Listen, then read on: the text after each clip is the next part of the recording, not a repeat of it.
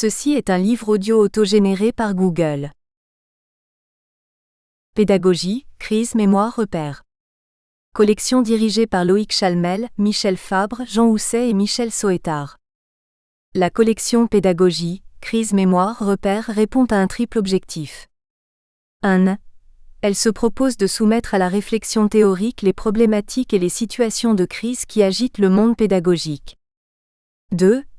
Elle vise à vivifier les mémoires historiques capables d'éclairer le pédagogue pour l'action présente.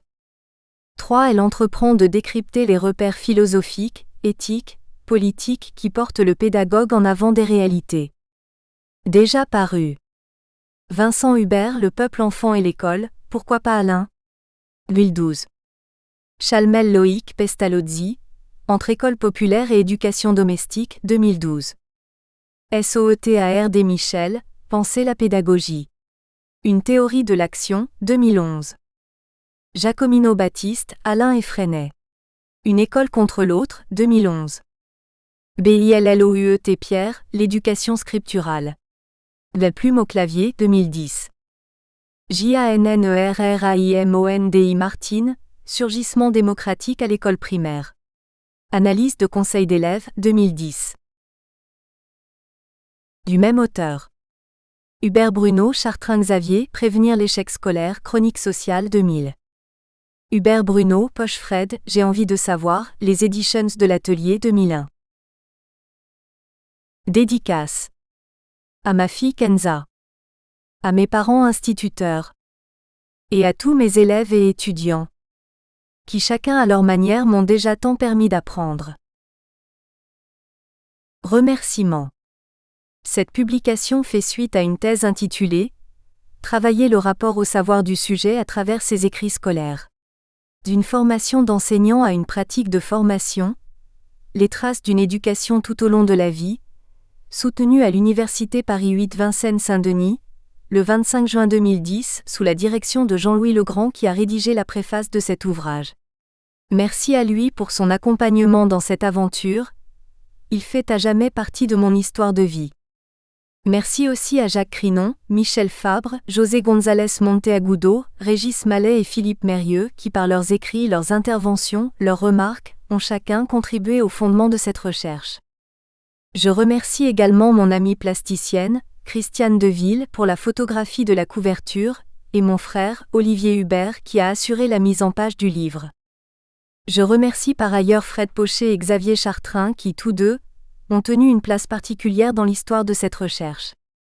Merci à tous ceux, professeurs stagiaires, lycéens, collégiens au collège Anne-Franck du Mans, qui ont accepté de se livrer avec moi à cette exploration des traces de leur passé scolaire. Merci à Léa qui a transcrit une partie des entretiens.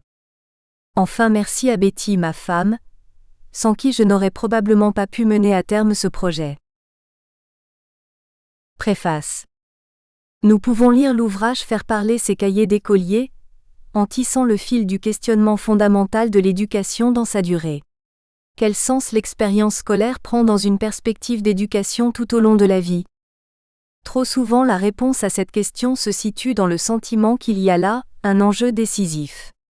Pour la plupart des personnes, il apparaît en effet évident que le devenir dans l'existence est étroitement lié au niveau de diplôme et des capacités y afférents. Ce type de raisonnement semble lié à ce qui fait figure d'évidence et la pression sociale, en particulier des parents d'élèves, est de ce point de vue très puissante tant elle met en jeu des affects, des stimulations voire des menaces et des chantages. Or, si l'on peut trouver avec la sociologie de l'éducation un certain nombre de relatifs déterminismes, qui portent notamment sur le lien entre la formation et l'emploi, il n'en demeure pas moins un champ d'incertitude sur le devenir à long terme. L'éducation tout au long de la vie ne se réfère pas seulement à une relation économique entre un investissement éducatif et une attendue rentabilité sociale. Elle n'est pas seulement non plus uniquement un slogan pour des programmes européens centrés sur la formation professionnelle continue. Elle est aussi et surtout, au niveau culturel et existentiel, une formation de la personne au sens fort du terme, formation qui engage tout son être, ses affects, la signification d'une existence. Or ici c'est surtout le domaine de la formation des adultes qui sert de référent théorique. Trop souvent ce secteur de recherche et de pratique de la formation des adultes s'est pensé en opposition critique au modèle de l'école, et donc dans une certaine mise à l'écart de la question scolaire. Ceci s'explique par le refus d'un déterminisme linéaire qui ferait que tout se jouerait avant 20 ans. C'est faire fi de l'expérience humaine dans toute sa complexité. Le devenir n'est pas seulement une affaire d'héritage. Certains actionnent la revanche scolaire à partir d'un passé qualifié d'échec, comme le remarquent Bergier et Fransquin pour les études supérieures, mais plus généralement dans l'existence avec les processus d'autodidaxie au cours de la vie entière. Dans le milieu de la recherche en sciences de l'éducation, il y a un clivage entre d'un côté les recherches menées sur l'école et les parcours scolaires, et de l'autre celles sur l'éducation des adultes. Très peu de recherches se situent dans cette articulation. C'est justement celle que l'on retrouve dans les témoignages, les récits de vie, les histoires de vie. Autrement dit, il est judicieux de s'intéresser au temps long de l'expérience scolaire. L'immense mérite de l'ouvrage de Bruno Hubert, c'est de se centrer sur cette perspective de l'histoire de vie scolaire sur un temps long et principalement du côté des enseignants. L'on y voit ainsi comme des anciens mauvais élèves ont à cœur de se passionner pour la pédagogie, de se risquer à devenir enseignants dans l'idée souvent peu consciente de régler des comptes avec leur propre scolarité, leur histoire scolaire.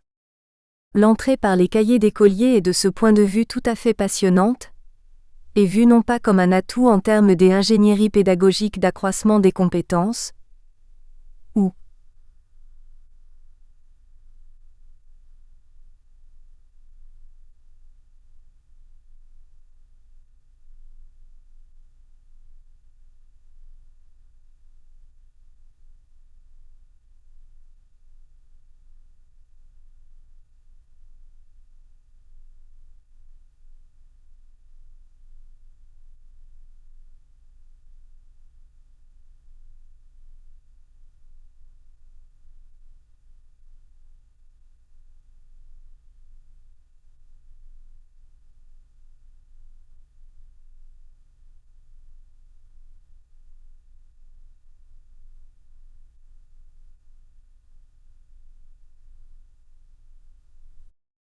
le travail pédagogique de Bruno Hubert est ici tout à fait exemplaire, non au sens où il doit être reproduit à grande échelle, mais au sens où nous avons affaire avec un pédagogue qui se pose des questions d'ordre pédagogique qu'il prend très au sérieux. En témoignent ses précédents ouvrages Prévenir l'échec scolaire en 2000, Préf. B. Charlot, et J'ai envie de savoir en 2001 écrit chacun en discussion avec un co-auteur, X Chartrain pour le premier et F. Pochet pour le second. Le présent ouvrage est le produit d'un dialogue scientifique dans le cadre d'une thèse de doctorat, qui s'est donné comme objectif le fait de réfléchir à la question du sens de l'école dans une éducation tout au long de la vie. Mais un des éléments les plus importants est l'orientation choisie qui est très originale car elle articule l'approche des histoires de vie, Pinault, Legrand, Lanibel, Delory Momberger, et le dispositif de travailler à partir de cahiers d'écoliers, éléments précieux d'archives familiales, S. Autrement dit, ce ne sont pas seulement comme dans la plupart des histoires de vie, le récit actuel de situations passées mais la plongée dans l'anamnèse scolaire à partir d'objets personnels dont on voit qu'ils articulent à la fois l'institution et l'intime. Dès lors, l'évocation des sentiments émotionnels au contact de ces archives personnelles et au partage en groupe de ces objets cahiers alimente une intensité existentielle, une atmosphère si particulière à la fois si socialisée et si personnelle. Ce passage par une réflexivité partagée ne peut être qu'un moment intense de présence à soi et aux autres qui ne se trouve que très rarement dans des situations institutionnelles de formation. La forme de la formation est ici directement formatrice. L'animateur-chercheur devient alors comme un artiste créant un dispositif de formation qui nécessite à la fois du tact, de la sensibilité, de la créativité. La lectrice, le lecteur ne peut que se sentir concerné par ce type d'interrogation que l'on appelle réflexive et qui interroge autrement le rapport à l'école, au savoir mais encore plus à l'existence. Plus généralement, ceci est souvent renvoyé à ce qu'il est convenu d'appeler une clinique de l'apprentissage, mais ce n'est pas tant le terme de clinique qui, qu'on le veuille ou non, a tendance à se centrer sur la souffrance mais celui de phénoménologie existentielle.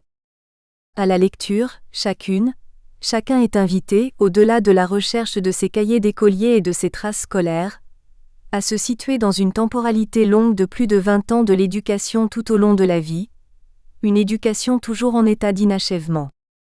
Tous les penseurs de l'éducation qui ont tenté de prendre au sérieux la question des finalités de l'éducation se sont attachés au futur et pas seulement au futur professionnel mais aussi au futur citoyen, au futur de la personne dans son développement continu. Qu'est-ce qui fait qu'à partir d'une même situation scolaire, de jeunes personnes développent des formes d'amour de l'apprentissage et du savoir, d'autres de traumatisme et de refus et d'autres encore de résilience? Nous comprenons aisément que, dans une période où la formation des enseignants a été en grande partie mise à mal, ce type d'interrogation de fond sur les finalités des parcours ultérieurs en regard du vécu de l'école est tout à fait fondamental. Il interroge le sens du métier et permet d'avoir une approche décalée du geste enseignant qui tente, à partir d'une distance existentielle et philosophique, à se projeter dans une histoire qui n'est pas écrite à l'avance. C'est souvent par la voie de la formation des enseignants que l'interrogation sur les temporalités longues trouve son chemin avec inévitablement pour type d'approche celle des histoires de vie.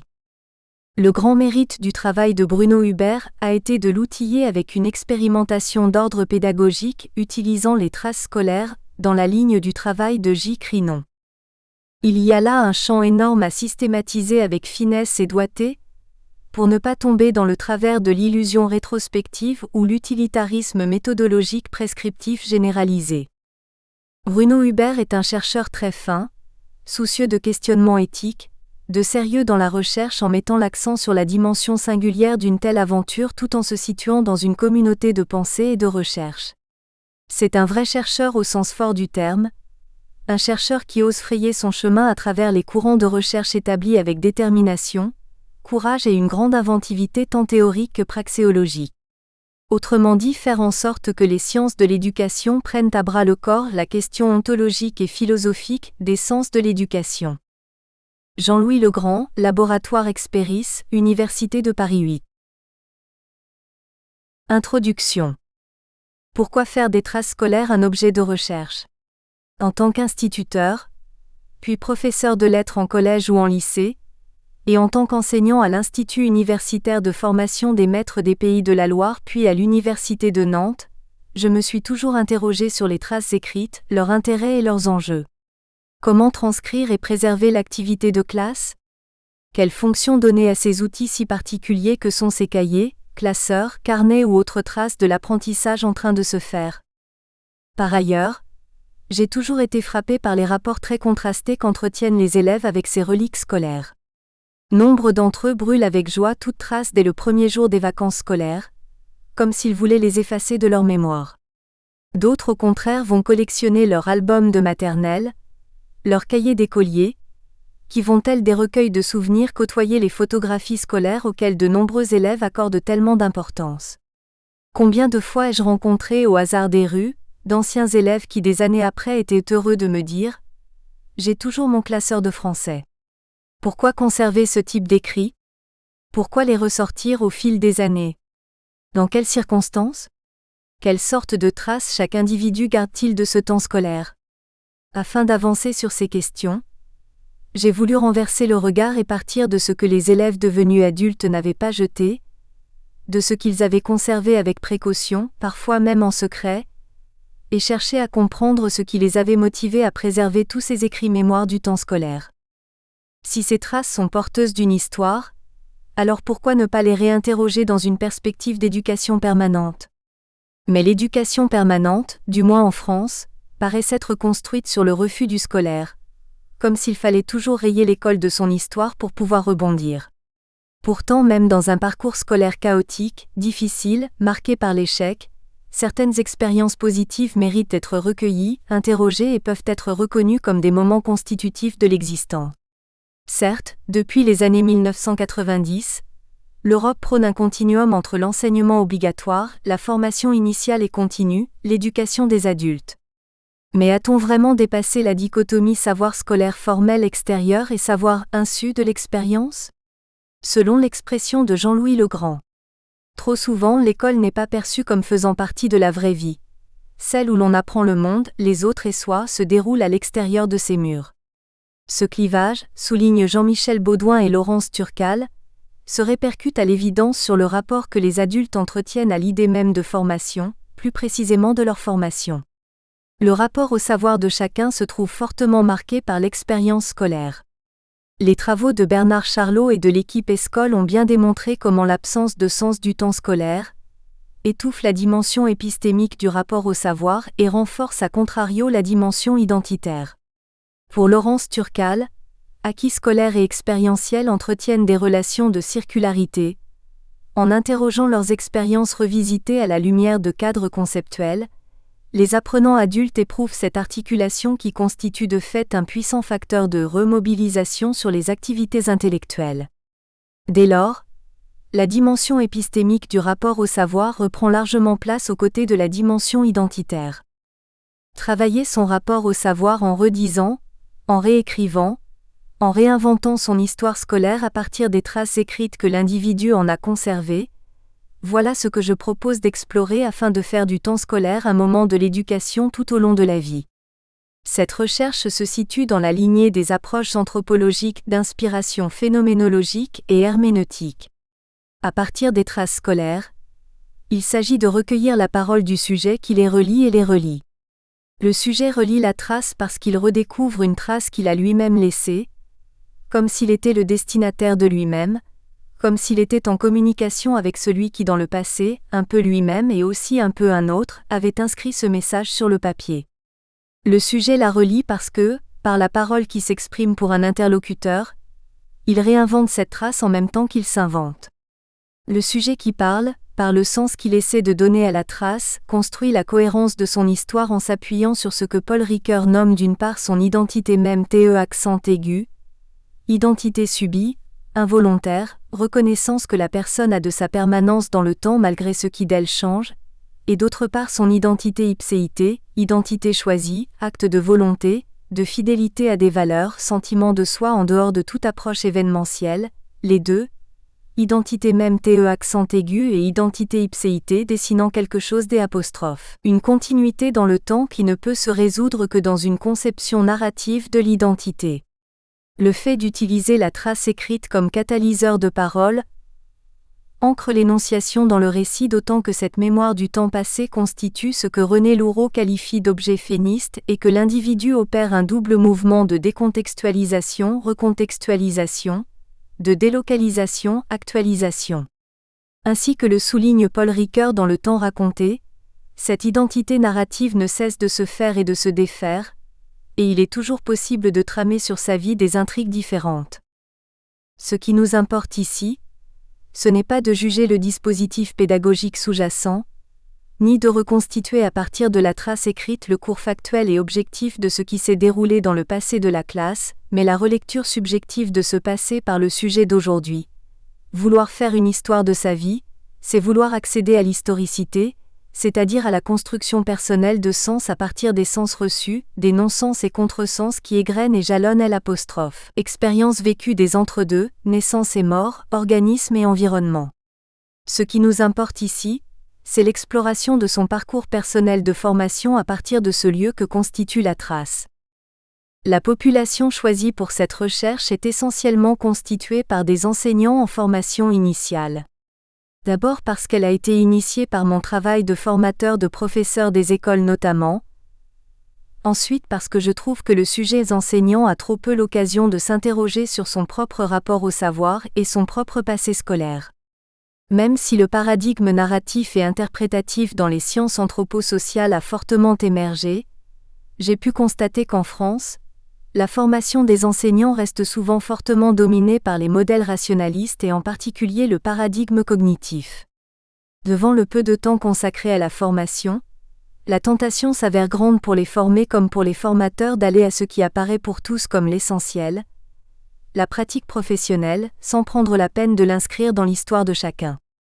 L'intérêt de l'approche rationaliste marquée par une exigence d'efficacité et la nécessité de développer chez le stagiaire une expertise enseignante, occulte trop souvent les perspectives qu'offrirait l'approche anthropologique d'ancrer les savoirs enseignants dans le contexte d'une histoire, d'un sujet, associé à une lecture phénoménologique de la formation de l'enseignant, une perspective herméneutique, préoccupé de la dimension diachronique de la construction d'un savoir enseignant ne prenant sens que replacé dans le contexte des apostrophes. Une histoire personnelle et des histoires qu'un sujet se raconte sur lui-même. Le sens de la formation est à chercher dans cette présence des expériences vécues dans le cours de l'existence du sujet, et notamment de celles vécues en tant qu'élève que va libérer la trace. Dans l'esprit du travail effectué par Régis Mallet s'appuyant sur Husserl, nous verrons que loin d'apparaître comme succession de strates expérientielles synchroniques, le procès de formation semble devoir se comprendre plutôt comme phénomène d'interpénétration et d'assimilation de temps et d'espace vécu dans le cours, rendu chaotique de l'existence. L'expérientialité du monde, et notamment celle du monde scolaire, a déjà été intégrée à l'insu du moi dans son autocréation. Husserl parle d'intentionnalité instinctive, Tribintentionnalität, ou encore de préintentionnalité, Vorintentionnalität. Il ne s'agit pas de nier l'expérience du sujet, bien au contraire, mais toute œuvre de formation impose de prendre du recul par rapport à cette expérience primitive. Se former, c'est bien cela. Décoller de son expérience et la seule conscience de soi, et surplomber le monde, les autres et soi-même pour y construire son monde, avoir un monde. Comment peut-on imaginer devenir professeur sans avoir travaillé sa propre relation à l'école, au savoir, aux autres? Et ce qui apparaît fondamental pour les enseignants en formation ne leur est pourtant pas spécifique, même si leur devenir professionnel les projette évidemment dans un autre rapport à l'école puisque d'une certaine manière ils vont y retourner. Chaque individu transporte en lui son passé scolaire et s'est forgé sa relation à l'école, quelquefois empreinte de souffrance. Tout engagement dans un dispositif de formation fait ressurgir le vécu scolaire, souvent douloureux, caractérisé notamment par de la peur, de l'ennui, de l'humiliation, de la honte, de la colère. A contrario, le plaisir, la reconnaissance, l'intérêt sont des occurrences bien rares. Nous esquisserons donc à partir du travail effectué avec les professeurs, une modélisation pour l'utilisation des traces scolaires dans une optique d'éducation tout au long de la vie. Nous verrons d'ailleurs que ce modèle pourra s'envisager aussi dans le cadre scolaire. Bien sûr, il ne saurait être question de penser la formation permanente sur le modèle scolaire, mais par un retour sur certaines traces, celles qui ont traversé le temps et l'espace de l'école, de permettre un possible dépassement du passé, une autre posture vis-à-vis du savoir, une valorisation de l'expérience non consciente. Les problèmes d'insertion sociale remettent en question la définition de l'adulte comme être, ayant fini de croître.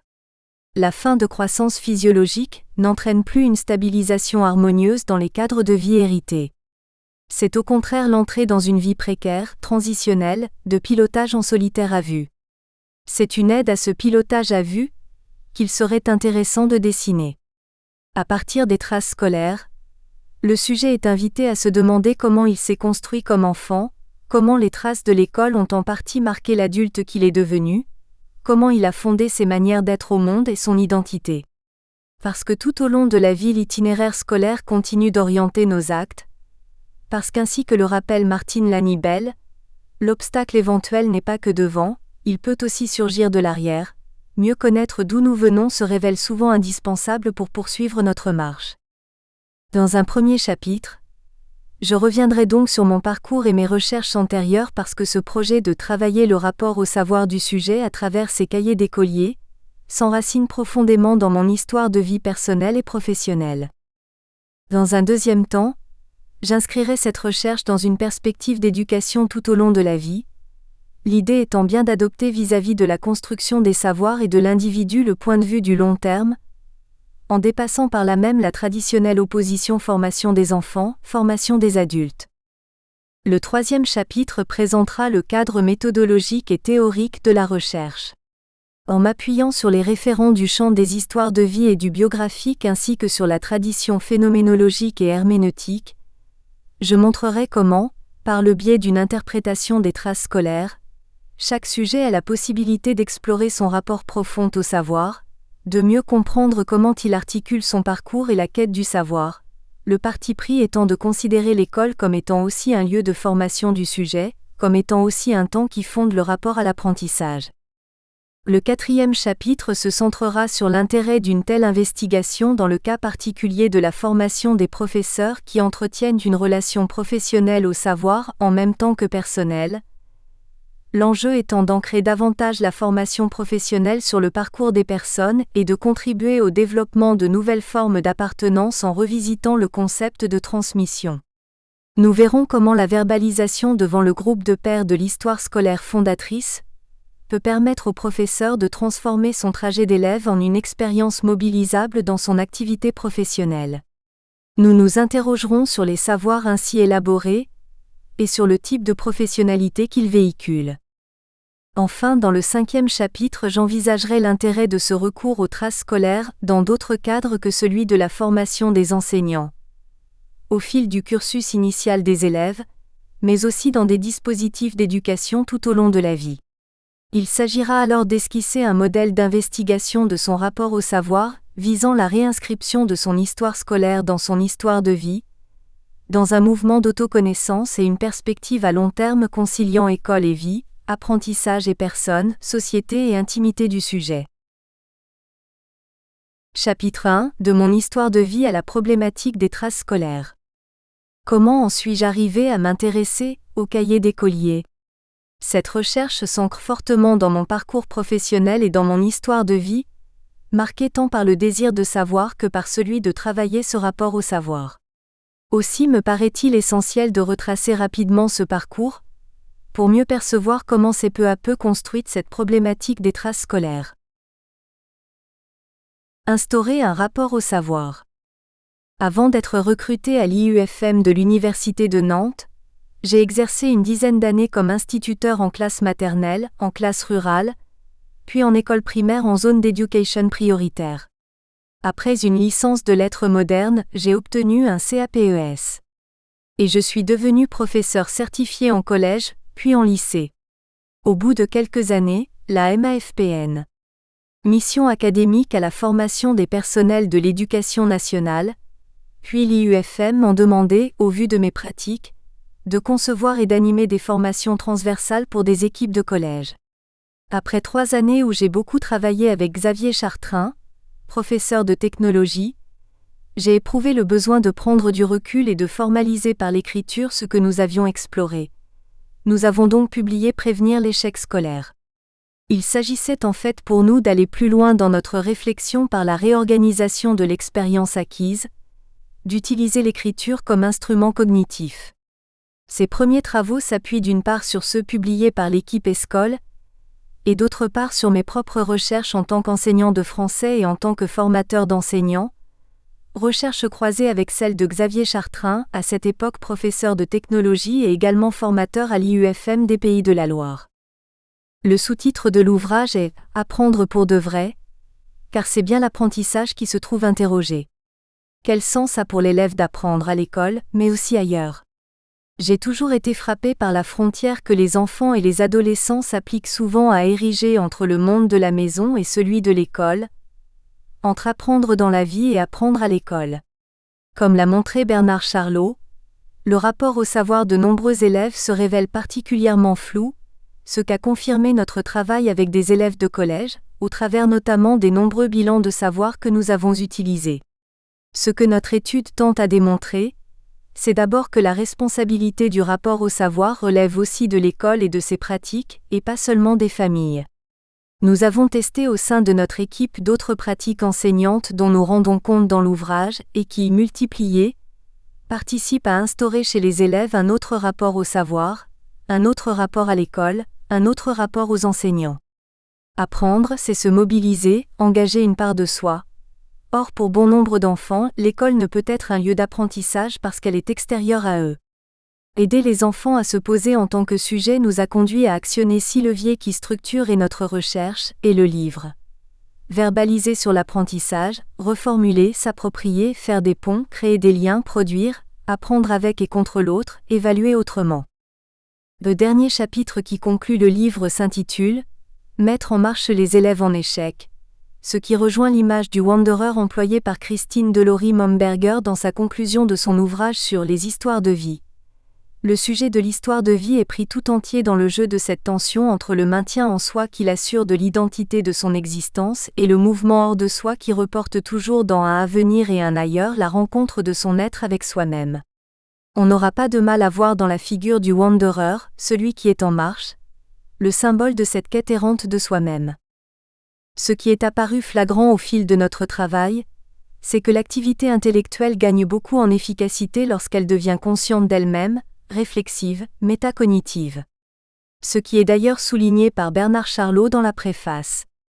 Les pratiques que nous avons systématiquement explorées ont toutes pour objectif d'aider le sujet apprenant à se situer dans son apprentissage, donc à revenir sur ce qui s'est passé. Nous nous sommes rapidement aperçus qu'impulser un autre rapport au savoir nécessitait de susciter chez les élèves un autre rapport à l'écrit, à la trace écrite mémoire du travail, de l'investissement, de la situation, d'une relation aux autres. Écrire, toujours écrire, pas pour copier la leçon du maître mais pour inscrire la trace de son apprentissage. Qu'est-ce qu'écrire en effet si ce n'est pas retracer le cheminement de sa pensée, formuler ou reformuler des savoirs ? Mais tout rapport au savoir et à l'école est à la fois un rapport au monde, un rapport à soi-même et un rapport à l'autre, le père, l'enseignant. Pour apprendre, j'ai besoin d'être avec d'autres. J'ai besoin de partager cette expérience. Cela me donne un sentiment de sécurité, un sentiment d'appartenance collective qui m'encourage à accepter la posture d'apprenant. Je ne suis pas seul à prendre des risques, nous sommes dans le même bateau. Mais il ne suffit pas de mettre des élèves dans la même salle pour créer cet état d'esprit. Il faut proposer des situations, avec de vrais enjeux, engageant les élèves et l'enseignant dans une élaboration de savoir. Nous avons là aussi testé des dispositifs pour lesquels nous avons constaté que les élèves, dans les bilans de savoir, pointaient une évolution de la relation à l'autre propice à la construction de leur propre savoir. Une autre dimension importante que notre travail a également développée, c'est le rapport au temps. L'école néglige cet aspect de l'apprentissage notamment en laissant trop peu de place au tâtonnement, aux errements. Ce rapport au temps affecte également le rapport aux traces écrites. Rarement un élève ne pensera à recourir à ces traces au-delà d'une séquence, encore moins au-delà d'une année scolaire. Depuis la publication de cet ouvrage, je me suis beaucoup intéressée à ces traces écrites, leur élaboration mais aussi le retour sur ces traces. C'est ce deuxième pan que je me propose dorénavant d'approfondir en montrant que dans la lignée des histoires de vie, les traces scolaires peuvent être utilisées comme instrument d'éducation tout au long de la vie. Inventer sa propre histoire de vie. Une deuxième aventure éditoriale m'a permis de questionner mon propre rapport au savoir. Ce livre se présente sous la forme d'un échange de lettres avec un ami philosophe professeur à l'Université catholique de l'Ouest et relève de la démarche d'histoire de vie. J'aimerais, à travers quelques échanges de lettres, que nous parlions de ce qui nous fait vivre, principalement à travers cette passion commune pour la connaissance. Page 8, m'a proposé Fred Pochet. Il s'agissait pour chacun d'interroger son rapport au savoir en le confrontant à celui de l'autre, sachant que nous avons une différence fondamentale. Lui est chrétien, je suis pour ma part athée. Ce livre prend en compte le caractère dialogique de l'acte de parole qui, oral ou écrit, est adressé à un interlocuteur. Prennent place ici les notions de coproduction, de co-investissement selon lesquelles le récit se construit dans la relation à autrui. Il est fait pour et avec quelqu'un. Il postule la coopération d'un autre que sa présence interactive constitue en co-auteur. Les singularités de la vie et les leçons des livres ne prennent sens que dans leur confrontation. Chacun d'eux se construit de page en page, de lettre en lettre, en fonction de la réaction du partenaire. Le lecteur comprend vite qu'il n'est pas témoin de l'un sous l'influence de l'autre, mais qu'il assiste à la métamorphose simultanée de l'un et de l'autre par la magie de l'entrelac de leurs pensées, de leurs doutes partagés, de leurs interrogations. Il s'agissait bien d'entrer dans une démarche d'analyse à partir du récit fait à un père, de retrouver après coup une cohérence derrière l'enchaînement des événements, sans prétention d'expertise, mais en se revendiquant comme sujet capable de se dire et d'écouter l'autre, l'énonciateur derrière l'énoncé. Sous l'impulsion de l'écriture de l'autre, des interrogations engendrées par son histoire, nous avons cherché à comprendre chacun notre propre histoire. Chaque objet n'a d'existence que dans son rapport à l'autre, notamment à cet objet particulier qu'est l'observateur, celui qui veut savoir, qui cherche à comprendre. Rien n'a de réalité en soi. J'ai pu ainsi éprouver la discontinuité du temps, et que l'individu ne se construit pas sur un axe de progrès où chaque étape serait à la fois le dépassement et l'accomplissement des précédentes. Lorsque tu évoques la mémoire, je pense aussi à son rapport à l'identité. Se souvenir, faire mémoire, c'est éprouver un certain maintien de soi, une continuité. C'est mesurer que malgré les divers changements, le temps, les relations, les événements, l'on est toujours la même personne. Au travers de cet échange, j'ai véritablement pris conscience que le rapport au savoir s'inscrivait dans l'histoire de vie, pour peu qu'on ait l'occasion de déchiffrer son récit de vie. Fred Pochet relie sa curiosité intellectuelle à son institutrice du cours préparatoire qui pensait qu'il n'était pas capable d'apprendre à lire. Ce goût pour le savoir, cette passion d'apprendre, cette boulimie de lecture que j'ai aujourd'hui n'est sans doute pas sans lien avec cet accroc que j'ai eu dans le pullover de mon existence. On perçoit des différentes anecdotes qu'il raconte, comment il inscrit son choix de la philosophie dans son histoire individuelle, et comment sa vision de la philosophie semble directement héritée de cette histoire du sujet. La philosophie, c'est aussi cela, des occasions de sortir de la quotidienneté. De poser les questions fondamentales de notre existence. Quand Fred Pochet se définit à la fin des échanges comme ouvrier de la pensée, il revendique son histoire, sa tradition, sa famille catholique et ouvrière. Tout le récit participe au maillage de cette identité professionnelle, de ce rapport au savoir. En ce qui me concerne, mon rapport au savoir est aussi à rechercher dans mon histoire familiale. Mon enfance ressemble à celle de Marcel Pagnol et de François Sorel. J'en ai gardé une curiosité quasi encyclopédique, comme si tout se complétait à merveille dans l'équilibre du monde. C'était un peu un gigantesque jeu de construction dont mes parents me fournissaient les pièces.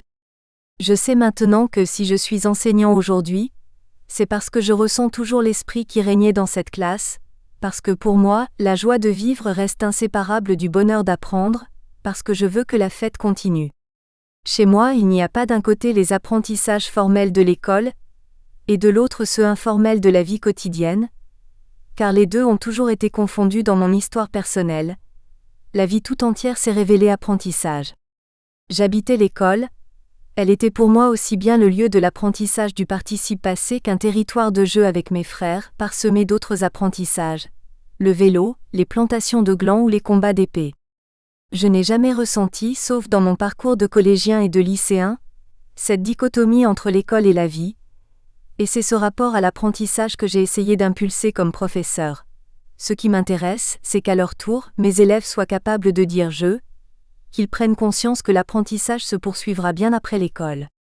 Ce rapport à l'école et au savoir s'est consolidé dans le début de mon parcours professionnel, où j'ai exercé notamment dans des classes maternelles. Difficile avec les petits de concevoir le scolaire comme un espace seulement dédié au savoir formel. Si ce que l'on propose ne les intéresse pas, ils vont rapidement monter sur les tables ou courir partout. À ce niveau, il est évident que les connaissances construisent un véritable rapport au monde et aux autres. Ces petits élèves m'ont fait comprendre qu'on n'apprend pas sans enthousiasme, qu'il ne faut pas faire semblant, et qu'à cette condition, l'école devient une aventure. Quand je suis devenu professeur de français, j'ai gardé en moi cette conception de l'école, ce qui a eu une influence sur mes pratiques. Quand j'abordais de nouvelles classes, j'ai souvent été frappé par leur représentation de ma discipline. Le français, c'était écrire sans faute d'orthographe ou répondre à des questions sur un texte, mais rarement une aide à déchiffrer le monde extérieur, une aide pour mieux vivre.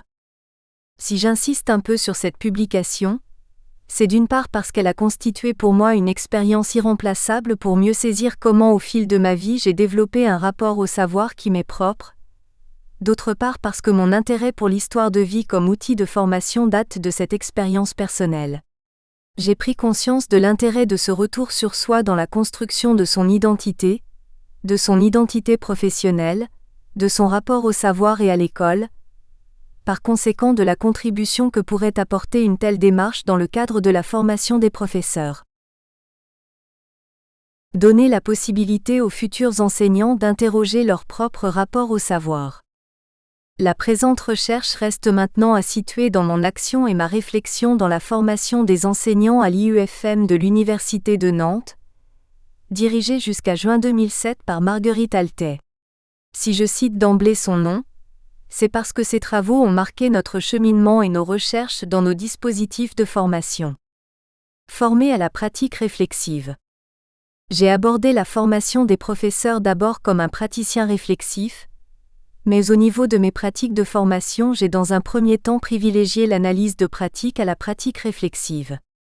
Le fait d'exercer à l'IUFM des Pays de la Loire m'a permis de mesurer plus rapidement les limites de l'analyse de pratique, même si je la considère toujours comme indispensable. Je n'ai jamais rechigné à montrer mes propres pratiques de professeur de collège ou de lycée comme un exemple à s'approprier, à déformer, à dénaturer même.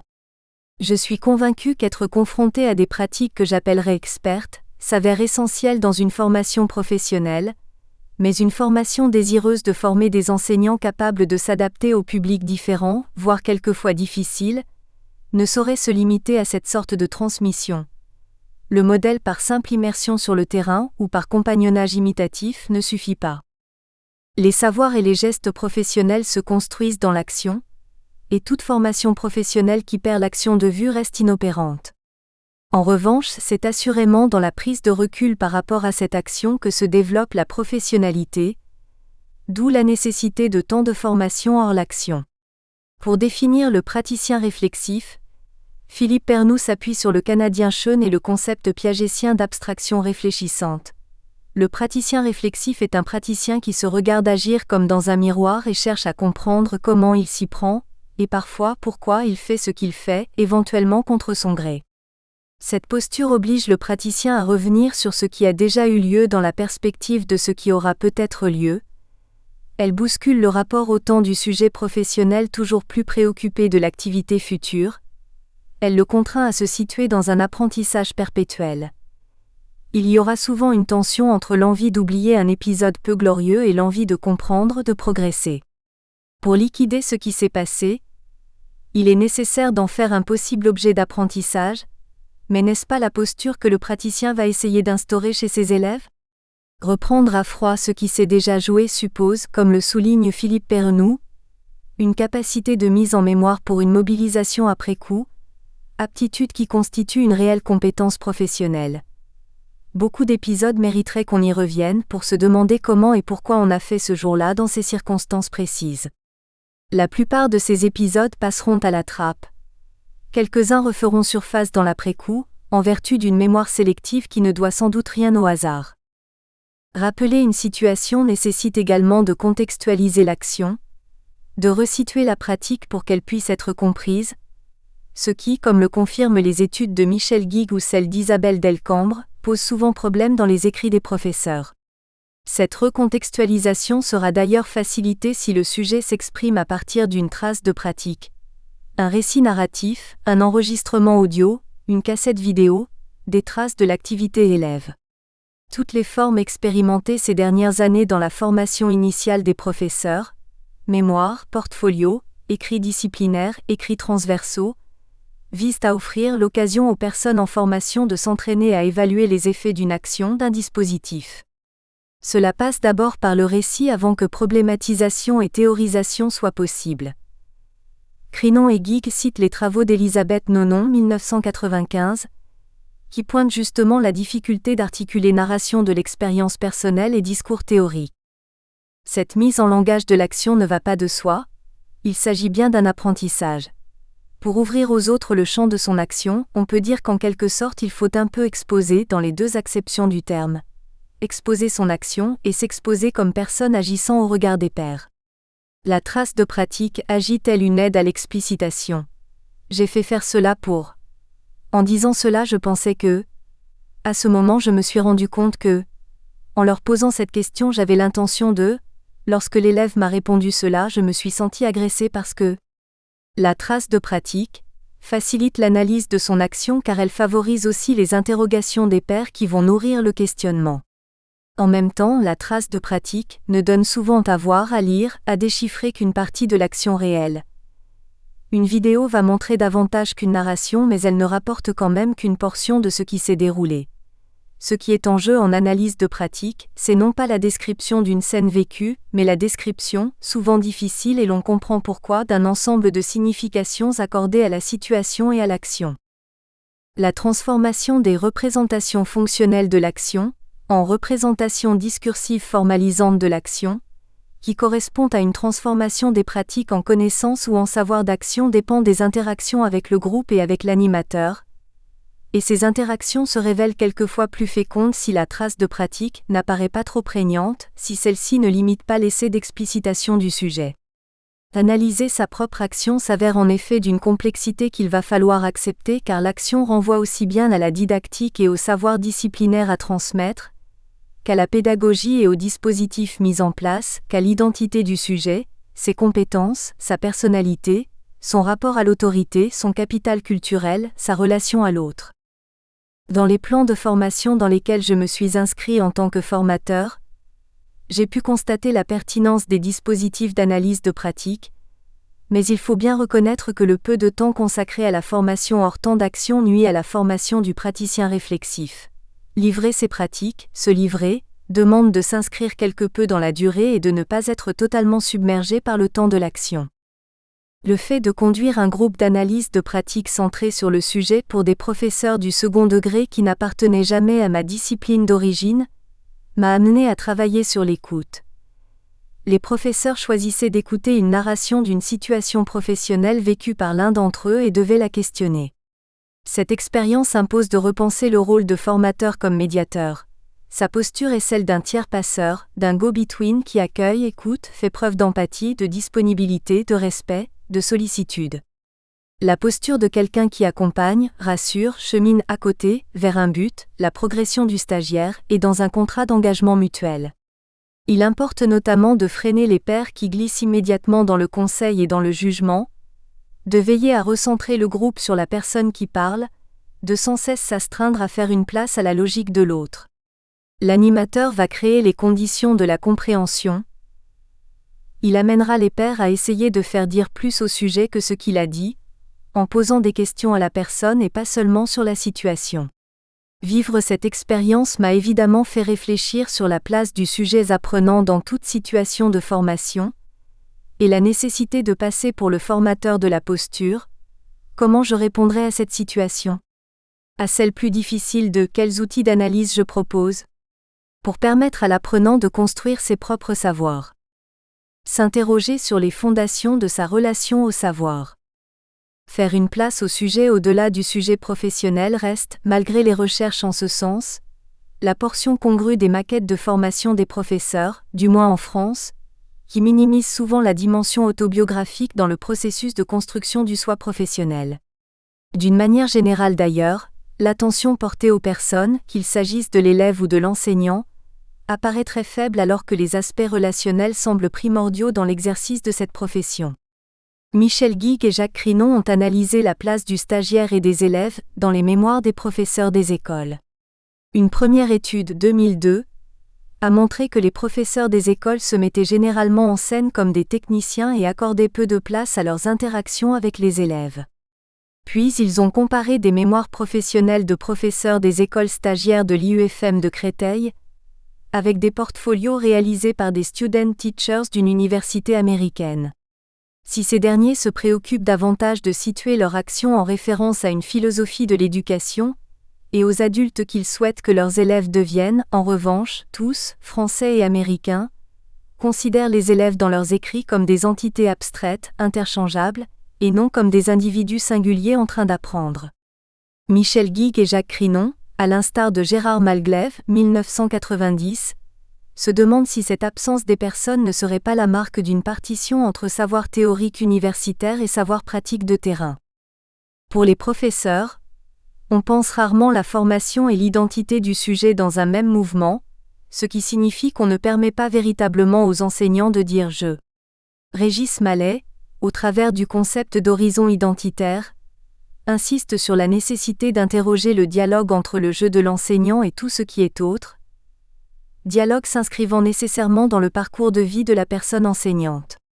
Lorsque j'ai entamé cette recherche, ayant suivi moi-même un cursus de formation d'enseignant, j'ai été très surpris de découvrir que dans de nombreux pays, l'histoire de vie en formation s'était souvent développée avec des enseignants. Une des professeurs stagiaires avec qui j'ai travaillé fait d'ailleurs allusion à ce qu'elle a vécu à l'étranger. L'activité qu'on a faite sur les traces de notre scolarité passée m'a beaucoup enthousiasmée. J'ai déjà découvert cette manière de faire durant mes études à l'étranger, où j'ai appris qu'avant d'enseigner, il faut se connaître et être honnête avec soi. Personnellement, c'est la première fois que je vois cela fait en France. Avec cela, on s'entend dire les choses, Aurélie. À force de viser l'optimisation des compétences professionnelles de l'enseignant, en interrogeant les processus de décision et les schèmes d'action, on s'intéresse majoritairement aux praticiens professionnels et à la situation d'enseignement, assez peu aux sujets en formation. Cette dérive est encore amplifiée quand il s'agit d'enseignants débutants. Le récit de l'expérience en train d'être vécue prend le dessus sur les éléments de l'histoire de vie dans son entièreté.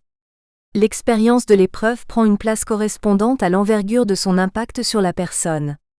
Pourtant, dans la lignée des travaux de Ricoeur ou d'Huberman, on peut affirmer que la construction d'un savoir enseignant ne prend sens que replacée dans le contexte d'une histoire personnelle.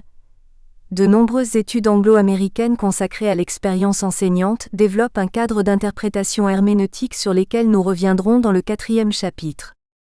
L'idée de travailler sur les traces scolaires personnelles des professeurs s'est ancrée dans ce postulat qu'il fallait par moments décoller de l'expérience de la première classe, pour mieux y revenir, pour mieux l'appréhender dans la totalité de l'histoire de vie. Martine Lanibel se demande comment une expérience pédagogique peut se construire valablement sans s'intéresser au devenir à long terme de ce qui s'est joué pour l'enfant dans la classe. Il y a également un principe fondamental pour comprendre l'expérience scolaire et pour analyser le rapport au savoir. L'expérience scolaire est indissociablement rapport à soi, rapport aux autres, aux enseignants et aux copains, rapport au savoir. Cette expérience scolaire fait partie du système de sens dans lequel le mouvement complexe et inachevé qu'on appelle éducation du sujet a commencé de s'élaborer. Replonger dans cette expérience scolaire de l'enfant, c'est inévitablement se questionner soi, questionner le rapport qu'on avait aux enseignants, aux autres enfants, aux parents, questionner le rapport à l'apprendre de cet enfant qu'on était, qu'on n'est plus, qu'on est toujours un peu. Replonger dans cette expérience scolaire, c'est aussi se questionner sur ce qu'est pour soi l'éducation et la place que l'on peut y tenir comme enseignant. Par ce travail herméneutique sur les traces scolaires, il s'agit d'explorer comment chacun fonde son histoire au sens de fondation d'une maison et au sens de moment fondateur, en partant de l'hypothèse que l'école constitue un moment essentiel dans cette édification du sujet. Au travers du retour sur ses propres traces scolaires, il s'agit bien de revisiter cette histoire personnelle qui construit l'individu comme singulier, de faire émerger l'action des autres dans cette construction, de se demander quels objets, quelles pratiques nous nous sommes appropriés parce qu'ils avaient du sens pour nous, de comprendre les rapports affectifs et imaginaires que nous entretenons aux autres et au monde. Dans ce premier chapitre, j'ai explicité la manière dont la problématique travaillait le rapport au savoir au travers des écrits scolaires, s'enracinait dans un itinéraire personnel et professionnel marqué par une activité réflexive sur le rapport au savoir, notamment par la pratique de l'écriture, une expérience de l'histoire de vie et une implication dans la formation enseignante. Ce parcours antérieur m'a conduit à considérer les traces de l'école comme lieu pertinent pour interroger chez le sujet la fondation de la relation au savoir et comme outil de formation efficient au service de l'adulte. Avant d'aborder le travail à partir des traces scolaires proprement dit, le chapitre suivant fera justement le point sur cette prise en compte du temps de l'école dans le champ de la formation des adultes. Chapitre 2. Éducation tout au long de la vie et retour sur l'école. Proposer d'utiliser des traces de l'histoire scolaire au-delà du monde de l'école nous amène inévitablement à envisager les relations entre l'éducation initiale des enfants et la formation des adultes. La continuité entre ces deux champs n'apparaît pas toujours comme fondamentale. La formation des adultes s'est construite de manière très ambivalente par rapport à l'éducation et ou l'enseignement des enfants. Parfois en s'érigeant comme son contraire, en poussant abusivement la comparaison négative, parfois, mais de manière moins affirmée, en empruntant des théories et des pédagogies, voire des modèles d'enseignement destinés aux enfants. Nous reviendrons d'abord sur les raisons de ce divorce entre champ de l'école et formation des adultes, pour ensuite envisager d'autres complémentarités entre ces deux temps de l'éducation tout au long de la vie, perspective dans laquelle se situe notre démarche de formation avec les adultes face aux écrits de leur passé scolaire. L'histoire d'un fossé entre deux champs. Si l'idée de l'instruction des adultes remonte à la Révolution française, les premiers cours pour adultes sont institués à partir de 1830 par des ministres comme Guizot, Ces cours dispensent une instruction générale et se situent dans le prolongement de l'enseignement primaire, d'autant qu'ils sont confiés aux maîtres des écoles primaires. Le champ de l'éducation initiale et celui de la formation des adultes apparaissent alors totalement confondus. Mais dès le début, deux problèmes vont initier une séparation qui en France ne fera que s'aggraver. D'abord, le fait de s'adresser à une population non soumise à l'obligation scolaire nécessite de susciter chez les sujets un véritable désir de savoir, ce qui impose d'autres méthodes que celles employées par l'enseignement traditionnel. On n'enseigne pas à des adultes qui ont une expérience de la vie, qui viennent volontairement après le travail, comme à des enfants soumis à l'obligation scolaire. Ensuite, le fait qu'on s'adresse à des adultes va souvent conduire à confondre, sous l'impulsion des milieux patronaux et des forces économiques, formation pour adultes et formation professionnelle. Une opposition aux pratiques de l'enseignement traditionnel. La question des méthodes à employer avec des adultes, et donc de leur rapport au savoir, sera présente dès les premiers mouvements d'éducation populaire au début du XXe siècle. François F. Lahotte et Paul Olry rapportent les propos de Georges de Herme, fondateur de la Société des universités populaires. Bien plus qu'au livre, au discours, au système, il faut croire à la beauté, à la fécondité de l'esprit qui anime la vie vraie, et note qu'une commission créée en 1895 encourage les instituteurs volontaires pour donner des conférences populaires à utiliser la lanterne magique pour projeter des vues photographiques. De même, les cercles d'études impulsés par Marc Sangnier à partir de 1899 donnent un rôle actif aux jeunes ouvriers et constituent, par le recours à l'éducation mutuelle ou à l'étude du milieu, de véritables expérimentations pédagogiques. On retrouvera les mêmes principes dans les pratiques des CMEA, centres d'entraînement aux méthodes d'éducation, qui se créent en 1937 pour former les directeurs et les moniteurs des colonies de vacances. Avec l'éducation mutuelle, l'utilisation des technologies de la communication, les petits groupes d'études, les méthodes actives et l'enquête de découverte du milieu basée sur une approche inductive, nous avons l'essentiel des ingrédients qui fondent les méthodes encore aujourd'hui qualifiées innovantes, et encouragées dans certains milieux actuels de la formation d'adultes. Les mouvements d'éducation populaire de l'après-guerre vont poursuivre cette tendance en se revendiquant clairement en rupture avec les pratiques scolaires. Et avec l'autonomie de la culture par rapport à l'éducation nationale, avec la création des Maisons des Jeunes et de la Culture, MJC, les années 1960 vont contribuer à rabattre l'école sur la seule instruction. L'éducation permanente, expression proposée pour la première fois en 1955 par Pierre Aran, chargé d'inspection générale de l'éducation populaire, s'est développée en France dans cet esprit de proposer pour les adultes une alternative à un enseignement traditionnel qui ne laisse guère de place au sujet. En rendant à l'homme la conscience de sa place dans le monde où il vit, de ce qu'il doit au passé, de ce qu'il a fait aujourd'hui. Nous espérons que vous avez apprécié cet aperçu. Pour continuer à écouter ce livre audio sur Google Play Livres, utilisez le lien dans la description de la vidéo.